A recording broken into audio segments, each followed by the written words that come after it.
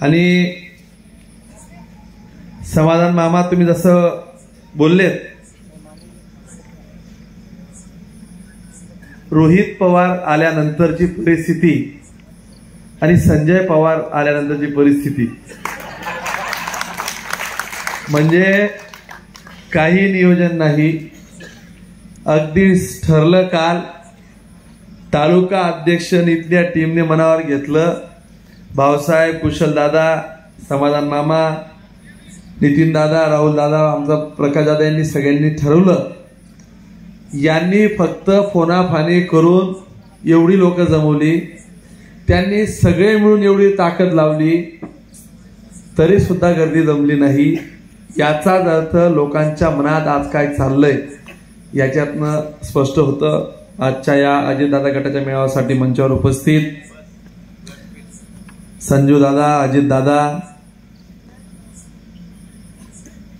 संजू आबा, योगेश भाऊ देसले, प्रशांत नाना, कुशल दादा, समाधान मामा, भाऊसाहेब दादा, नितीन दादा, राहुल दादा, आमचा प्रकाश बंटी, कल्याण भाऊ शिंदे मनोगत व्यक्त केली. अजित दादाशी मी बोलत होतो. अजित दादा, तुम्ही म्हटली ती वस्तुस्थिती आहे की हवा बहुत तेज चल रही है. हवा का रुख ज्यांना कळत असेल त्यांना अंदाजही आला असेल. रोहित पवारांनी ऑफ द रेकॉर्ड मान्य केलं की ही सीट कमीत कमी 50,000 जाते. हे मी तुम्हाला, माझ्याकडे इनसाइड स्टोऱ्या पण असतात.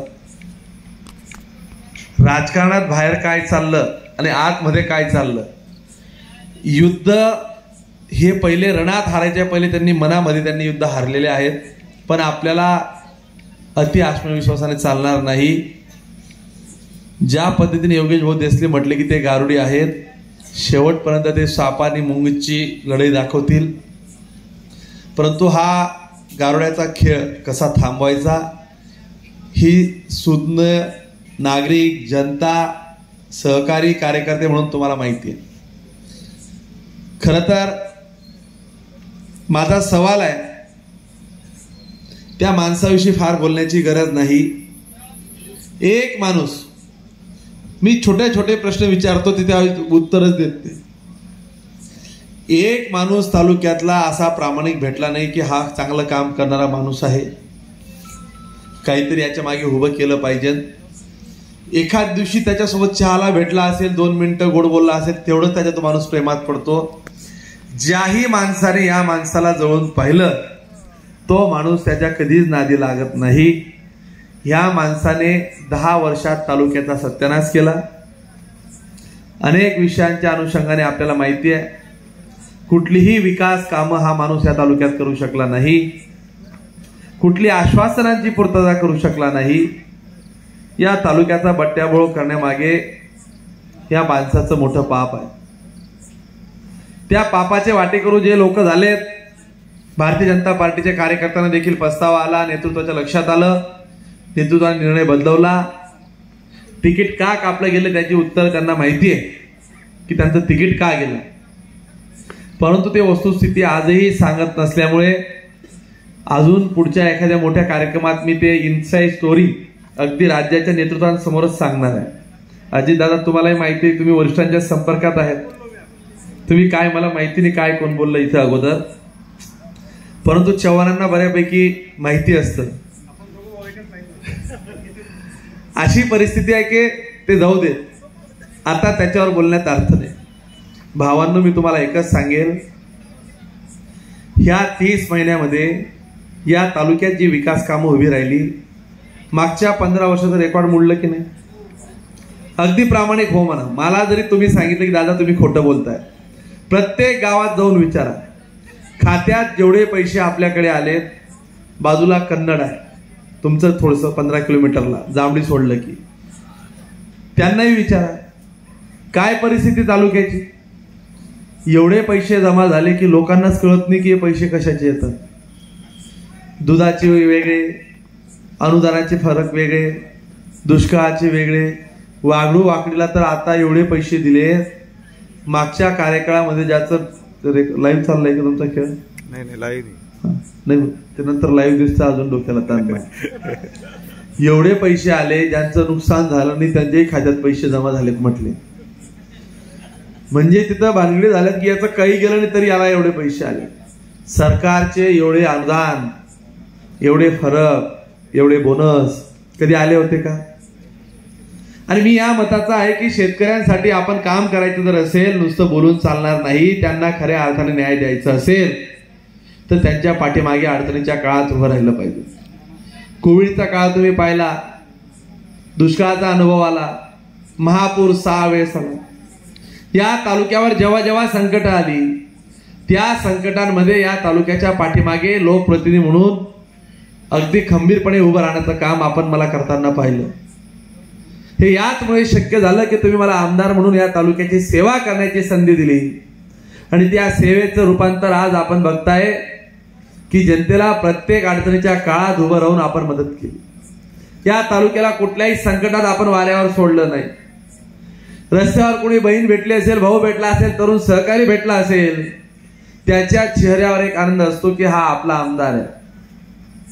या 5 वर्षात तुम्हाला कधी जाणवलं आपला आमदार हवेत आहे? हे दिसलं? अगदी तुम्हाला सांगतो, आपली इथे आत्ता झाली. राष्ट्रवादी गटाच्या एखाद्या कार्यकर्त्याने सांगावं की आमच्या विरोधात कधी आमदारांनी भूमिका घेतली. जो आला त्याला आपलं केलं, जो आला त्याला प्रेम देण्याचा प्रयत्न केला, सगळ्यांना सोबत घेऊन चालण्याचा प्रयत्न केला. ज्या दिवशी मी आमदार झालो, आमदार होईस्तोवर भारतीय जनता पार्टीचं माझ्यावर कमळाच्या चिन्हावर मी आमदार झालो. परंतु नंतर मी तालुक्याचा आमदार असतो. गटातटाच्या, भानगडीच्या, जातीपातीच्या राजकारणात मंगेश चव्हाण कधीही कुठे पडला नाही. प्रत्येक ठिकाणी प्रत्येक समाजाला न्याय देण्याचा प्रयत्न केला. प्रभाकर चौधरी इथं बसलाय. संजू, इतिहास तुम्हाला सांगतो, 40 वर्षामध्ये चौधरी समाज कधी एवढा एकत्र झाला नाही. सगळी 10-8 गट होती, सगळी एकत्र झाली. आता आम्ही त्या वार्डात फिरत होतो, तुम्हाला सांगतो, घराघराच्या बाहेर रांगोळी होती. प्रत्येक घरी एक बहीण बाहेर येत होती. सगळ्या महिला, मुली, भाच्या दिवाळीला आलेल्या. बऱ्याच घरांनी असा अनुभव सांगितला की दादा तू येणार होता म्हणून आम्ही काल गेलो नाही, तुला ओवण्यासाठी इथं थांबलो. मला वाटतं मी असा भाग्यवान या तालुक्याचा मुलगा आहे. मी आमदार किती दिवस राहील हे तुम्ही आणि नियती ठरवेल, पण एवढं प्रेम मला या तालुक्याने दिलं. आयुष्यभर जर या तालुक्याची सेवा केली तर या लोकांच्या प्रेमातून मी उतराई होऊ शकणार नाही. इतकी जीवापाड प्रेम करणारी, इतकी कार्यकर्ते, इतके सहकारी, इतके नेते, नेतृत्वाचा विश्वास, तुमचं सगळ्यांची आभाळ एवढं प्रेम, तरुणाईचा साथ, मायबाप जनतेचा विश्वास, हा माझ्या नशिबात जो आला. मी तुम्हाला फार सांगत नाही, माझ्या पुढच्या 7 पिढ्यांनी जरी या तालुक्याची सेवा केली तर या तालुक्याचा मायबाप जनतेचं आम्ही पुण्याचं संचित म्हणून कायम वापरू. त्याचं कधीही आम्ही उतराई होऊ शकत नाही. एवढं प्रेम हा तालुका माझ्यावर करतो. आज कुठल्याही गावात जा, अजित दादा तुम्हाला फार सांगत नाही, 23 तारखेचा निकाल हा महाराष्ट्रातला राजकारणाला एक विचार करणारा निकाल लागणार आहे की असं कसं होऊ शकतं की ज्या तरुणामागे कुठली राजकीय पाठबळ नाही, कुठला राजकीय वारसा नाही, कुठली काही संपन्नता नाही, आणि हा निकाल कसा लागला. त्याचं उत्तर एकच असेल की तुमच्या सारखे असंख्य मायबाप जनता, तरुण मित्र यांची सार्थ साथ आणि तुमच्या या विश्वासावर काम करण्याची मी 5 वर्षाची ती दिलेली पावती असेल. 23 तारखेचा निकाल हा महाराष्ट्रातल्या राजकारणातला एक वेगळा निकाल असणार आहे, हे आज तुम्ही लक्षात ठेवा. मी जे लोकांमध्ये जातोय, मला कधीही जात आडवी आली नाही. माझ्या सोबत काम करणाऱ्या सहकाऱ्यांची जात मला आत्ता कळायला लागली. हा कुठल्या समाजाचा आहे, कुठल्या जातीचा आहे, मलाही आतापर्यंत माहित नव्हतं.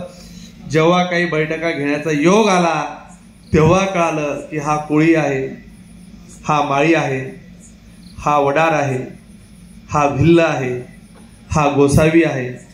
समाज देखील मी कधी विचारला नाही. जो सोबत आला त्याला जीवापलीकडे जपण्याचं काम केलं. माझा स्वभाव तसा संजूदाना फटकळ पण आहे, आपलं उधारीत नसतं. मी जर प्रेम करतो तो तेवढं जीवापाड तोंडावर प्रेम करतो. आणि एखाद्याला भूमिका सांगितली जे जमलं नाही तर तोंडावर नाही सांगतो. पण कधी कोणाचा मागून घात करणं मला जमलंही नाही. ज्याला एकदा तोंडावर नाही सांगितलं त्याला माहितीये, लोकांनाही आजकाल कळायला लागलंय की हा माणूस तोंडावर हो म्हणतो आणि तोंडावर नाही सांगतो. त्याच्यामुळे प्रतिस्पर्धी उमेदवाराने इतके काही गारुडीचे खेळ चालू केले, लोकांचे 3-3 वाजेपर्यंत पाय पडतो. सकाळी जर त्याला 2 मिनिटं सांगितलं की तुझा निर्णय घ्यायचा आहे, तुला आयुष्याचा सत्यानाश जर करायचा असेल त्या मार्गावर जाय.